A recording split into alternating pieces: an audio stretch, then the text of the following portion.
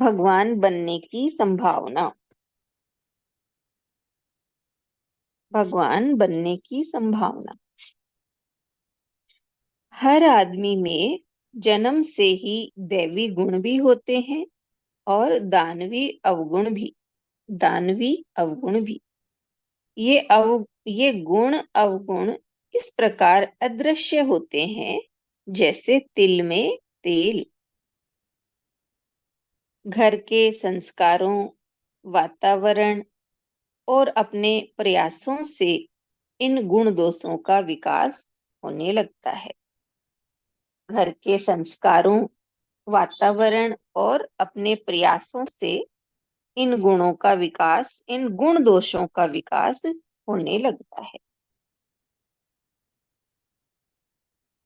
यदि जन्म से मृत्यु तक मनुष्य को अपने गुणों के विकास के लिए उचित वातावरण मिलता है और वह स्वयं भी प्रयासरत रहता है, तो वह अपने उन दैवी गुणों का विकास करता हुआ पूर्णता को प्राप्त करता है।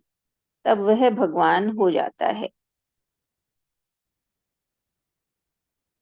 भगवान बनने की क्षमता हर आदमी में होती है।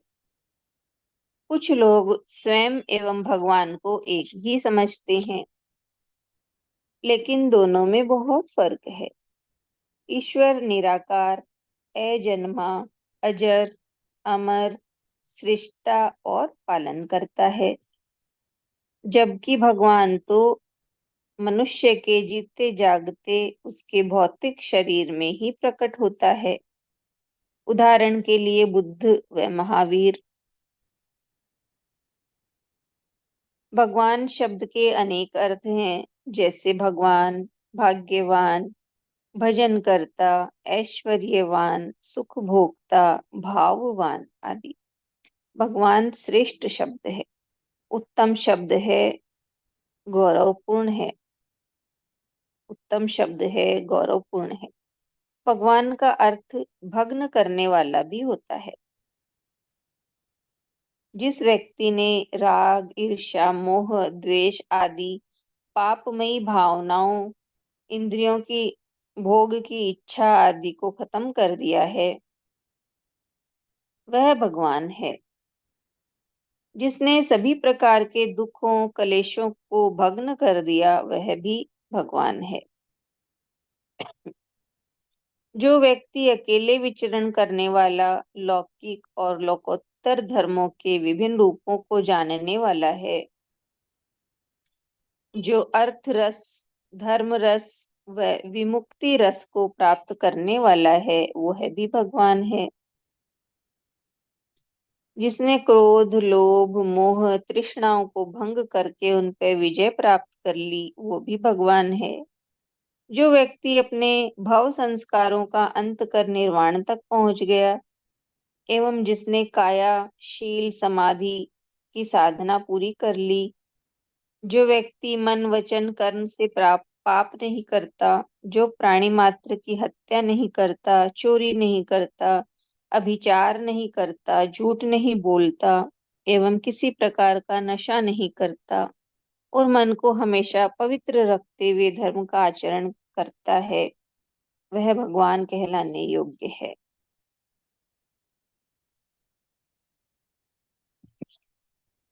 ऊपर दिए हुए गुणों के अलावा और भी ऐसे गुण हैं जिनके पालन एवं सिद्धि से मनुष्य भगवान बनता है। इन गुणों के अलावा भी और गुण हैं जिनके पालन सिद्धि से मनुष्य भगवान बनता है। ये गुण डिटेल में बताए हैं। पहला है दान। दान का अर्थ सिर्फ देना ही नहीं, बल्कि उदारता और निर्लोभता भी इसमें शामिल होनी चाहिए। निर्लोभता यानी हमने दान दिया लेकिन वापस रिटर्न की आशा ना हो कि मैंने इसको दिया है तो ये मेरा कुछ करे। तो केवल देना ही नहीं, उदारता और निर्लोभता भी इसमें शामिल होनी चाहिए। दूसरा है शील। इसमें कायिक, वाचिक, मानसिक सभी प्रकार की क्रियाएं शामिल है। शील नैतिकता व सदाचार है। इसका पालन मनुष्य को भगवान बनाता है। यानी कर्म से, वाणी से और विचार से, ये सभी क्रियाएं शामिल है शील में। ये नैतिक और सदाचार है। निष्क्रम में यानी दुनियावी चीजों से लगाव न रखना। प्रज्ञा, इसका अर्थ है सत्य का ज्ञान, अर्थात जो जैसी वस्तु है उसे उसी प्रकार जानना। प्रज्ञा से अविद्या, अंधश्रद्धा, पाखंड समाप्त हो जाते हैं और जीवन में वैज्ञानिक दृष्टिकोण पैदा होता है। वीर्य यानी इसका अर्थ है कल्याण के मार्ग पर चलने के लिए बल, साहस व सतत श्रम का इस्तेमाल। सहनशीलता, यदि आप में सहनशीलता होगी तभी आप लाभ, अलाभ, यश, अपयश, प्रशंसा, निंदा, सुख दुख सब में समान भाव रख सकेंगे। सत्य, सत्य के प्रति निष्ठा, उसकी स्वीकृति और उसका प्रतिपादन। अधिष्ठान यानी दृढ़ संकल्प। मैत्री यानी संसार के सभी जीवों के प्रति मित्र भाव। मैत्री के बिना करुणा और दया उत्पन्न नहीं हो पाती। उपेक्षा, इसका अर्थ है सांसारिक सुख दुख के प्रति उदासीनता का भाव।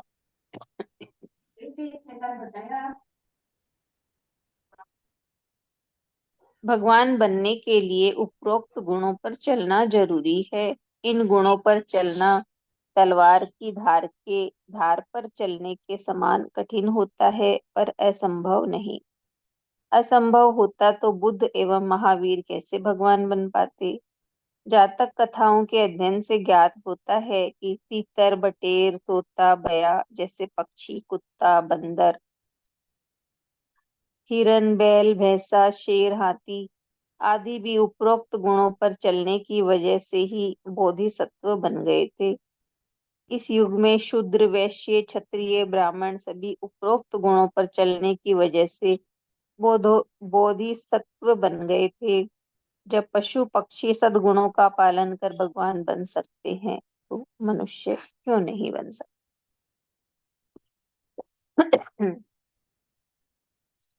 तो बस इतना ही है लेसन। 10 गुण बताए, दान, शील, निष्क्रम्य, प्रज्ञा, वीर, सहनशीलता, सत्य, अधिष्ठान, मैत्री और उपेक्षा। तो शॉर्ट में यही बताया है कि हर आदमी में दैवी गुण और दानवी गुण, अवगुण दोनों ही होते हैं। वो दोनों, ये गुण और अवगुण उसी तरह अदृश्य रहते हैं जैसे तिल में तेल है। तो जैसे हमें घर के संस्कार, वातावरण और अपने प्रयास होते हैं, वैसे ही हमारे भीतर से गुण और अवगुण, उनका विकास हमारे भीतर होने लगता है। अगर हमारे भीतर में हमें उचित वातावरण मिलता है और हम खुद भी प्रयास करते हैं तो हम अपने भीतर के देवी गुणों का विकास करके भगवान बन सकते हैं। और ईश्वर और भगवान में हमें डिफरेंस बताया है।